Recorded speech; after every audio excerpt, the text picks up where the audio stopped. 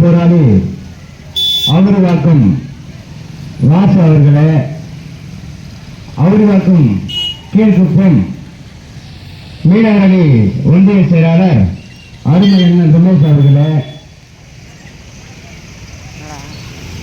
இந்த நிகழ்ச்சியில் கலந்து கொண்டு சிறப்பான ஒரு கருத்தை நமக்கு தெளிவுபடுத்தியிருக்கின்ற உயர்நீதிமன்ற வழக்கறிஞர் அருமை நண்பர் மயில்ராஜ் அவர்களே, புரட்சி பாரதம் கட்சியினுடைய மாவட்ட வழக்கறிஞர் பிரிவு செயலாளர் அருமை தம்பி வழக்கறிஞர் கார்த்திக் அவர்களே, அவருடன் வந்திருக்கின்ற வழக்கறிஞர் ராஜசேகர் அவர்களே, வழக்கறிஞர் திருக்குமரன் அவர்களே, வழக்கறிஞர் ரஞ்சித் அவர்களே, வழக்கறிஞர் தமிழ்மாறன் அவர்களே மற்றும் இந்நிகழ்ச்சியில் கலந்து கொண்டிருக்கின்ற மதிப்புக்குரிய இந்த பகுதியை சேர்ந்த டாக்டர் அம்பேத்கர் நகரை சேர்ந்த அருமை அண்ணன் குடியரசு அவர்களே, அனைவருக்கும் இந்த மாலை நேரத்தினுடைய ஜேபின் கலந்த வணக்கம். திராவிட மாடல் அரசு கிட்டத்தட்ட 3 ஆண்டுகளுக்கு மேல் முடிந்தது. ஆனால் இந்த பழவேற்காடு பகுதியில் எந்த அடிப்படை வசதியும் இல்லை, சாலை வசதி கிடையாது. ஏன் இங்க இருக்கிற ஊடக நண்பருக்கு நான் கவனத்திற்கு சொல்றேன், மிக முக்கியமான விஷயம், எல்லாத்தை விட முக்கியமான விஷயம் எதுன்னா, இங்க ஆரம்ப சுகாதார மையம் கட்டடம் மட்டும் இருக்குது. அங்க ஒரு நர்ஸ் 2 நர்ஸ் இருக்கிறாங்க.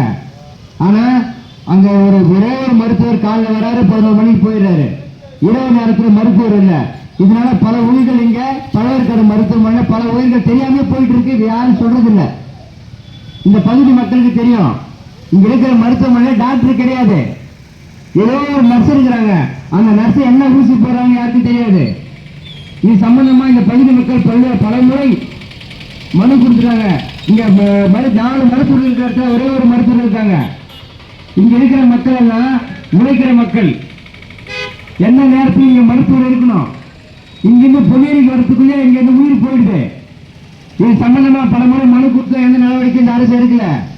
நாங்கள் திராவிட மாடல் அரசு இந்த மக்களுக்காக இதெல்லாம் தெளிவாக வேலை செய்யறோம், உண்மையா உழைக்கிறோம்னு சொல்ற இந்த அரசு இந்த பழையர்கள் பகுதியில் கிட்டத்தட்ட 2 ஆண்டுகள் ஆயிடுச்சு.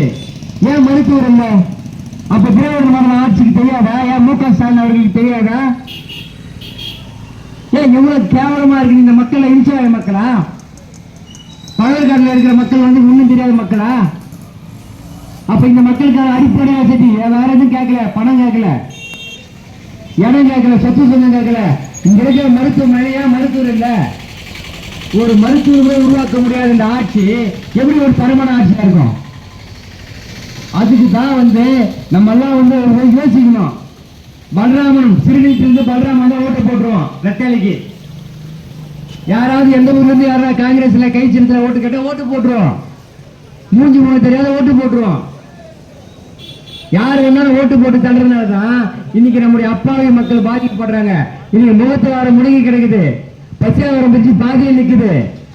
ஏன் தோனிக்கு ஜமுனாபாத்துக்கு போற அந்த ரோடு அருந்து போய் மக்கள் பயன்படுத்த முடியாத நிலையில இருக்குது. வீடியோக்கு மனு கொடுத்த நடவடிக்கை எடுக்கல. ஏன் இங்க லைட் ஹவுஸ்ல இருந்து காட்டுப்பள்ளிக்கு போற ரோடு அது நைட்ல எத்தனை பேர் விழுறாங்க தெரியுமா? ஆயிரக்கணக்கான மக்கள் அதை பயன்படுத்துறாங்க. அந்த ரோடு போறதுக்கு வக்கு கிடையாது திராவிட மாடல் ஆட்சிக்கு. நான் திராவிட மாடல் ஆட்சி மட்டும் குறை சொல்ல, ஏற்கனவே இந்த பலராம மட்டும் என்ன பண்ணாரு? நான் கேட்கிறேன், ஏற்கனவே பலராம மட்டும் என்ன பண்ணாரு? இந்த மக்களுக்காக வந்தாரு, ஓட்டு வாங்கினாரு, போனாரு, அவ்வளவுதான். இப்ப இருக்கிற பிரசிடண்ட் எம்எல்ஏ சந்திரசேகர் அவர் மட்டும் என்ன பண்ணாரு? ஓட்டு வாங்கி போறதோட சரி, எங்க இருக்கிறாரு என்ன பண்றாருன்னு தெரியல. இந்த பழவேற்காடு பகுதி மக்கள் தினந்தோறும் பல்வேறு கஷ்டங்களை அனுபவிக்கிறாங்க, பல்வேறு பிரச்சனைகளை அனுபவிக்கிறாங்க.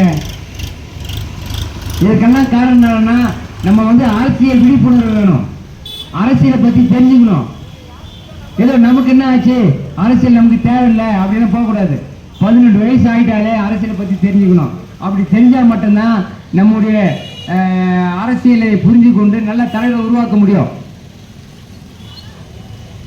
எங்க பார்த்தாலும் லஞ்சம், எதுல பார்த்தாலும் லஞ்சம். போலீஸ் ஸ்டேஷன் போனா லஞ்சம், தாலுகா ஆபீஸ் போனா லஞ்சம், ஆர்டி ஆபீஸ் போனா லஞ்சம். லஞ்சம் தலைவிரிச்சு ஆடுது. எங்க பார்த்தாலும் கஞ்சா. இந்த கஞ்சா வைக்கிறவங்களுக்கு போலீஸ்காரங்க நல்லா தெரியும்பா. எங்கெல்லாம் யாரெல்லாம் கஞ்சா வைக்கிறான், எவ்வளோலாம் தப்பு செய்யறான், எவ்வளோலாம் ரவுடி பசங்க போலீஸுக்கு தெரியும். போலீஸுக்கு தெரிஞ்சு நடவடிக்கை எடுக்க மாட்டாங்க. போலீஸ் யார் நடவடிக்கை எடுப்பாங்க தெரியுமா? யாராவது வந்து நல்லா இதெல்லாம் போயிட்டு மீன் பிடிச்சிட்டு ஆற்றுலையோ கடலையோ மீன் பிடிச்சிட்டு ஒரு கட்டியோ கோட்டர் போடலான்னு உறவு போடுறாங்க அண்ணன். ஒரு கட்டிங் கோட்டர் போட்டு அப்படியே வரும்போது போலீஸுக்கு பிடிக்கும். எங்க இந்த இதை பிடிக்கும், ஏய் வாய் ஊதுறானு அவரை பிடிச்சி போயிடுவாங்க. குடிச்சிட்டு கஞ்சா அடிச்சுட்டு ரவுடிசம் பண்றத விட்டுருவாங்க. ஏன்னா பயம். போலீஸ் ரவுடி பசங்க பார்த்தா பயப்படுறாங்க. இன்னைக்கு இருக்கிற காலகட்டத்தில் நம்ம இது பேசுறதுக்கு பயமா இருக்குது. ஒரு பக்கம் கஞ்சா பிடிக்கிற பார்த்தா பயமா இருக்குது, ஒரு பக்கம் போலீஸ் பார்த்தா பயமா இருக்குது. ஏன் இதை சொல்ல வரேன்னா, 2 நாளுக்கு முன்னாடி ஒரு சம்பவம் நடக்குது. எங்க சோழவரம் காவல் நிலையத்துக்குட்பட்ட ஒரு பகுதியில் ஒரு சம்பவம் நடக்குது. ஒரு சாதாரண வழக்கறிஞர், ஒரு பெரிய அரசியல் கட்சியிலே இல்ல, எதுலையும் இல்ல, ஒரு பொன்னேரி நீதிமன்றத்தில் வழக்கு தொழில் செய்கிற ரஞ்சித் என்ற ஒரு வழக்கறிஞர். திருநெல்வேலி சொல்லுவாங்க, திருநெல்வேலி பக்கத்தில் திருநெல்வேலி அந்த ஊர்ல கட்டு போடுவாங்க, ஃபேமஸான ஊரு. அந்த ஊர்ல ஒரு வழக்கறிஞர் ரஞ்சித், அவர் பொன்னேரி நீதிமன்றத்தில் வேலை செய்யறாரு. அவரால் ஒரு போலீஸ் போறாங்க. அந்த போலீஸ் போயிட்டாங்க சார். சிவராமச்சந்திரன் ஒரு போலீஸ் என்ன பண்றாருன்னா, அந்த வழக்கறிஞரை அசியமா திட்டுறாரு. நீ ரவுடி பையன், நீ வக்கீல் கிடையாது, ரவுடி பையன், அந்த பையன் இந்த பையன் இவரே பேசிட்டு இவரே போய் சோழவர காவல் நிலையத்தில் புகார் கொடுக்குறாரு. அந்த போலீஸே புகார் கொடுத்து அந்த வழக்கறிஞர் மேல வழக்கு போடுறாங்க, பொய் வழக்கு போடுறாங்க.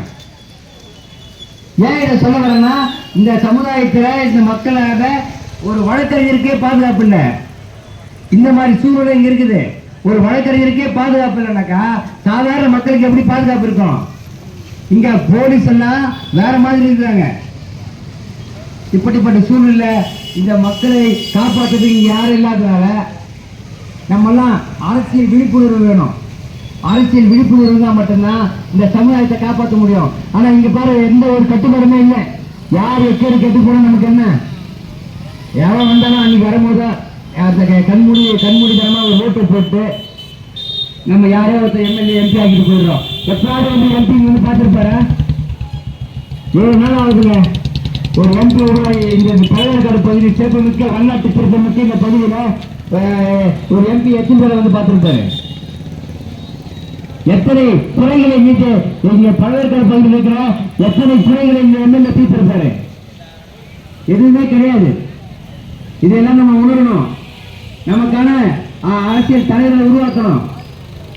இங்க இருக்கிற பழவேற்காடு பகுதியில் இருக்கிற மீனவ மக்கள் எல்லாமே வந்து ரொம்ப கஷ்டப்படுற மக்கள். இந்த மக்களுக்கு நிறைய சலுகைகளை பெற்று தரணும்.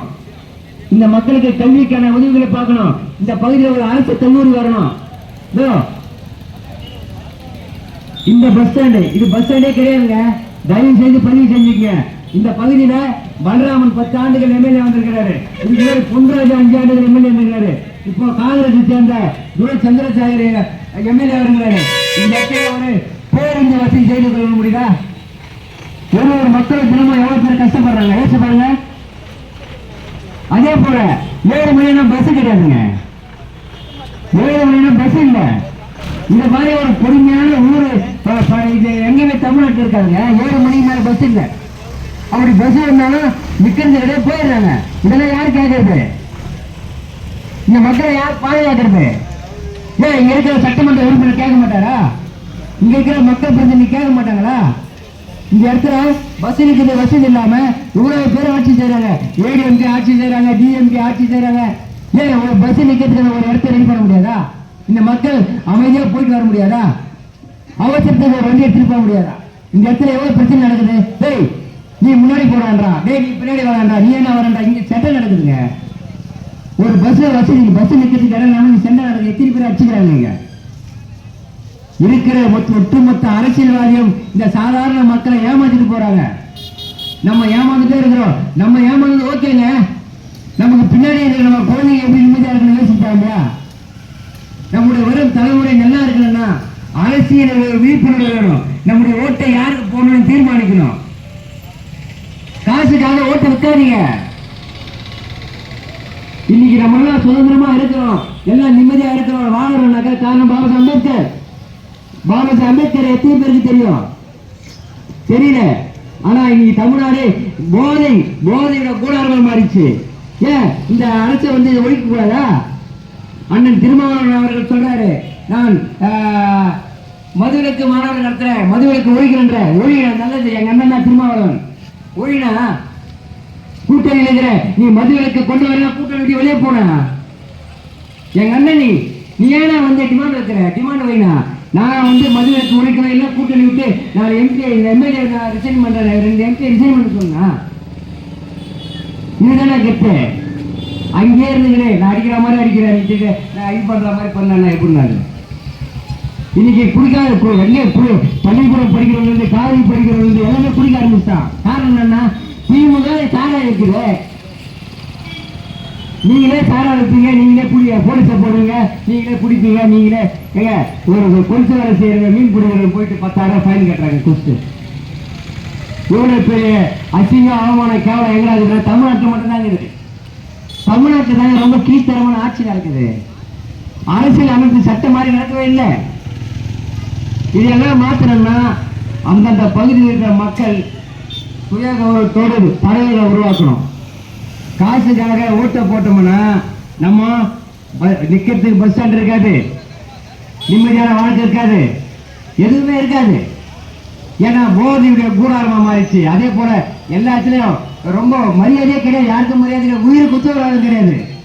இப்போ நான் இதெல்லாம் பேசிட்டு பண்ணி வச்சுங்க, எவ்வளோ என்னடா கட்சியை பத்தி பேசுறேன்னு சொல்லிட்டு மணிக்கு அடிக்கும், அதெல்லாம் பயந்து போகணும். அதே போல வேற எதுனா பேசினாக்கா போலீஸ் வழக்கு போடும். ஏன் இப்ப சிம்பிளா சொன்னேன், ஒரு வழக்கறிஞர் ரஞ்சித் மேல சாதாரண வழக்கு போடுறாங்க போலீஸ்.